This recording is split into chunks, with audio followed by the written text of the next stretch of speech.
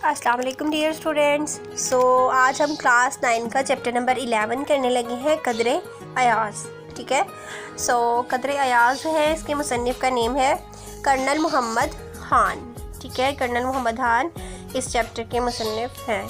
जब भी मैंने आपको बताया है, हर बार बताया बल्कि कि मुसन्निफ़ का नाम आपने मस्ट याद कर लेना होता है। मुसन्निफ़ का नाम याद करने से ये होता है कि आपको जब भी MCQs में या शॉर्ट क्वेश्चंस में मुसन्निफ़ का नाम आता है तो आप बिला झिझक वहाँ पे राइट कर देते हैं और आपको उसके मार्क्स मिल जाते हैं। तो आपको चाहिए कि हर चैप्टर के मुसन्निफ़ का नाम आप याद कर लिया करें मस्ट। ओके,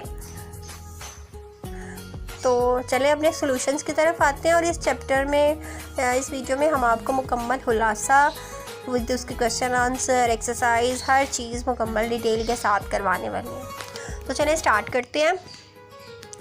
जब भी आप खुलासा लिखें तो पहले जो 2 फ़िक्रे या 3 फ़िक्रे होते हैं वो आप मुसन्निफ़ के बारे में लिख दिया करें। उससे ये होता है कि जब आपका पेपर चेक कर होता है वो कहता है कि भाई इस तालिब इल्म ने तो बड़ा ही अच्छा लिखा है, क्योंकि इसको ना सिर्फ कहानी के बारे में पता है बल्कि उसके मुसन्निफ़ के बारे में भी मालूमात ये बच्चा रखता है। तो एक चेकर पे अच्छा इंप्रेशन पड़ता है। इसीलिए आपको कहा है कि आप थोड़ी सी लाइनें जो है वो मुसन्निफ़ के बारे में स्टार्ट में लिख दिया करें। तो चले स्टार्ट करते हैं। मुमताज़ मिज़ाह निगार कर्नल मोहम्मद ख़ान की शगुफ्ता तहरीरों को उर्दू अदब में ख़ास मुकाम हासिल है। सबक कदरे अयाज़ इनकी मज़ाहिया आप बीती है, जिसमें करार दिया गया है कि देहाती होना मयूब नहीं है। मुसन्निफ़ कर्नल मोहम्मद ख़ान को छावनी में एक वसी और अरीज़ बंगला मिला था। ये बंगला दूसरे कर्नलों के मुकाबले में बिल्कुल मुख्तलिफ और जुदा गाना था। ये बंगला 2 एकड़ ज़मीन पर वाक़या था। कर्नल साहब ने भरम कायम रखने के लिए बंगले का कुछ साजो सामान सेकंड हैंड और कुछ किस्तों पर हासिल किया, मसलन कालीन, फ्रिज, रेडियो, TV वगैरह। कर्नल साहब के बच्चे भी इस ज़ाहरी और मसनूई खुशहाली पर खुश थे। कर्नल साहब का बेटा सलीम अभी मैट्रिक के इम्तिहान से फारिग हुआ था। वो दिन भर बेफिक्री से दूसरे कर्नल ज़ादों के हमरा बैडमिंटन खेलता और शाम में दोस्तों के साथ TV के सामने जम जाता। घर के बूढ़े मुलाजिम अली बख्श के अलावा किसी को सलीम के कमरे में जाने की इजाज़त ना थी। अली बख्श को सलीम से उन्स था, क्योंकि सलीम इसी के हाथों में पला था। एक दिन सलीम की गैर हाज़िरी में इसका एक दोस्त अमजद इससे मिलने आया और बाहर बरामदे में ही कुर्सी पर बैठ गया। मुलाजिम अली बख्श ने इसे ठंडे पानी का गिलास पिलाया। वो काफ़ी देर तक सलीम का इंतज़ार करता रहा, आखिर मायूस होकर चला गया। बाद में सलीम को पता चला तो वो अली बख्श पर सख्त नाराज़ हुआ कि इसने अमजद को गोल कमरे में सोफ़ों पर क्यों ना बिठाया, फ्रिज से निकाल कर कोको कोला क्यों ना पेश किया। अब इसका दोस्त समझेगा कि ये लोग देहाती हैं और जंगली हैं। अली बख्श को सलीम की डांट का बड़ा रंज हुआ। जब ये बात कर्नल साहब तक पहुंची तो उन्होंने महसूस किया कि ये तनाज़ा मामूली है, जो चाय की एक प्याली में समा सकता है। कर्नल साहब ने अपने बेटे सलीम को और मुलाजिम अली बख्श को देहाती किस्सा सुनाना शुरू किया कि एक देहाती लड़का अपने गाँव से प्राइमरी पास करने के बाद शहर के हाई स्कूल में दाखिल हुआ। पहले दिन जब वो स्कूल पहुंचा तो इसने सर पर साफा कुर्ता और तहमत जेब तन कर रखी थी। मास्टर जी ने शलवार पहनने को कहा तो वो बोला, ओ खुदाया, शलवार तो लड़कियां पहनती हैं। स्कूल में इसे छोटा चौधरी कहा जाता था। इस स्कूल के सेकंड मास्टर कोट पतलून पहनते थे और हर फिरके में 2-3 लफ्ज़ अंग्रेज़ी के बोलते थे। एक दिन वो शिकार खेलते हुए छोटे चौधरी के गांव जा पहुंचे। रात हो रही थी, इसलिए उन्होंने छोटे चौधरी के घर में ही बस रात बसर करने का प्रोग्राम बनाया। छोटा चौधरी वैसे तो मास्टर साहब को देखकर बहुत खुश हुआ, लेकिन वो हैरान था कि इनकी मेहमान नवाजी कैसे की जाए। छोटे चौधरी ने मास्टर साहब को चौपाल में ठहराया, जिसमें एक तरफ घोड़ी बंधी हुई थी, दूसरी तरफ गांव के कुछ लोग आग के बराबर बैठे हुए थे।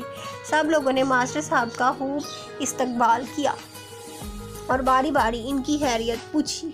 ماسٹر صاحب کو ایک رنگیلی چارپائی پر بٹھایا گیا۔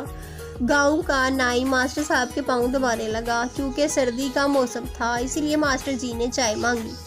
بڑی مشکل سے مقامی حکیم کے گھر سے تھوڑی سی چائے ملی اور بدمزہ سی چائے تیار ہوئی۔ ماسٹر صاحب نے صرف ایک گھونٹ پیا اور پیالی رکھ دی۔ بہرحال کچھ تلافی رات کے کھانے پر مرغ کے سالن سے کر دی گئی۔ رات کو ماسٹر صاحب وہیں چوپائر میں سوئے جس کے ایک حصے میں گھوری کھانسی رہی۔ صبح کو ماسٹر صاحب نے ہرے بھرے کھیتوں کی سیر کی اور گاؤں کی مسجد میں غسل خانے میں غسل کیا۔ کہانی کے دوران کرنل صاحب کا بیٹا سلیم مسلسل چھوٹے چودھری کی سادگی، سادہ لہجی اور بے وقوفی کا مذاق اڑاتا رہا۔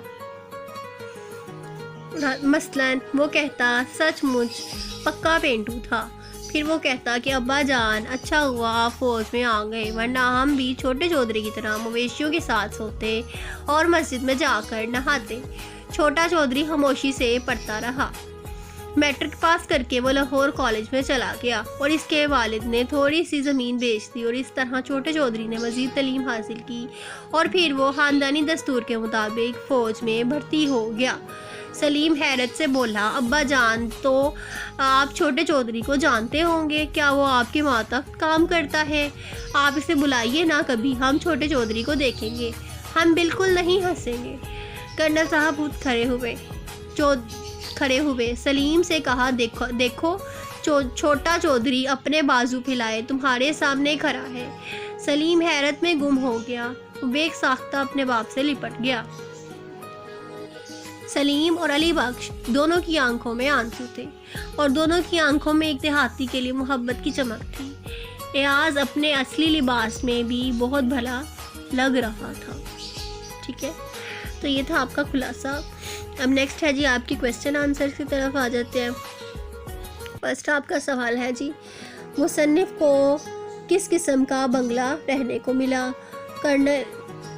کرنلوں کو رہائش کے لیے عمدہ سی کلاس کے بنگلے ملتے ہیں۔ مصنف کو ایسا بنگلہ ملا جو اپنی کلاس میں بھی منفرد تھا اور یہ 2 ایکڑ پر محیط تھا۔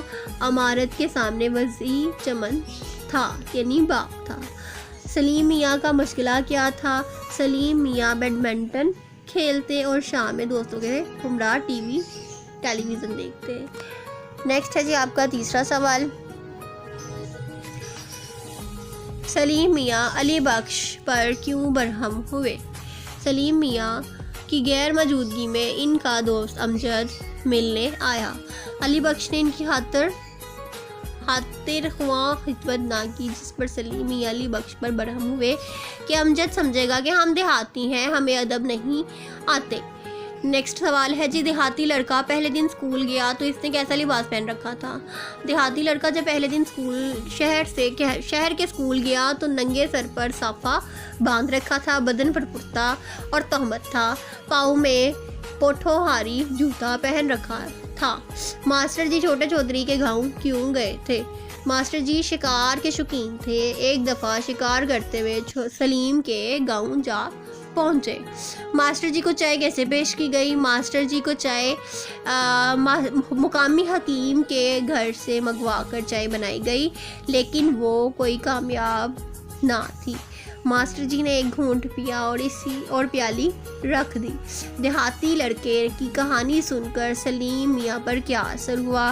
سلیم میاں کو احساس ہوا کہ دیہاتی ہونا باعث آر نہیں اور اب اس کی آنکھوں میں دیہاتی کے لیے محبت کی چمک تھی۔ جی اسٹوڈینٹس، امید ہے کہ آپ کو ہمارا خلاصہ اچھا لگا ہوگا اور آپ کو آپ کے تمام پوائنٹس خلاصے میں سے مل گئے ہوں گے۔ سو if you like our video, so subscribe our channel. Thank you so much.